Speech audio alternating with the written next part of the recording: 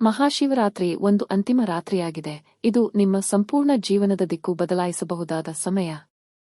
ದೇವರು ಶಿವನು ಸ್ವತಃ ಇಳಿದು ಬಂದು ನಿಮ್ಮ ಶಕ್ತಿಯೊಂದಿಗೆ ಒಂದಾಗಲು ಬರುತ್ತಾನೆ ಎಂದು ಹೇಳಲಾಗುತ್ತದೆ. ಇದು ಸಾಮಾನ್ಯ ಸಂಗತಿಯಲ್ಲ. ಪುರಾಣಗಳಲ್ಲಿ ಇದನ್ನು ಕಥೆಯ ರೂಪದಲ್ಲಿ ವಿವರಿಸಲಾಗಿದೆ. ಶಿವನು ತನ್ನ ಶಿವಗಣಗಳೊಂದಿಗೆ ವೈರಾಗ್ಯ ರೂಪದಲ್ಲಿ ಪಾರ್ವತೀ ದೇವಿಯ ಮನೆಯವರೆಗೆ ವರಮಹಾಲಕ್ಷ್ಮಿ ಬಂತು. ಪಾರ್ವತೀ ದೇವಿಯ ಮನೆಯವರು ಇದನ್ನು ನೋಡಿ ಭಯಗೊಂಡರು. ಆದರೆ ಪಾರ್ವತೀ ದೇವಿ ಮಾತ್ರ ಸ್ಥಿರವಾಗಿ ನಿಂತು, ಇವರು ನನ್ನ ಸ್ವಾಮಿ, ನಾನು ಸ್ವೀಕರಿಸುತ್ತೇನೆ ಎಂದು ಹೇಳಿದರು.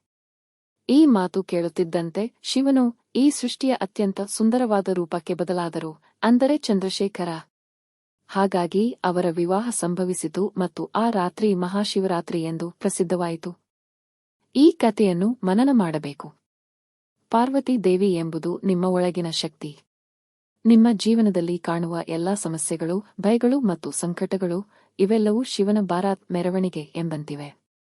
ಅವು ಭಯಾನಕವಾಗಿ ಕಾಣಬಹುದು, ಆದರೆ ಪಾರ್ವತೀ ದೇವಿಯಂತೆ ಒಂದು ಕ್ಷಣದಲ್ಲಿ ಅದನ್ನು ಒಪ್ಪಿಕೊಂಡರೆ ಆ ಸಮಸ್ಯೆಗಳೇ ನಿಮ್ಮ ಬೆಳಕಾಗಬಹುದು.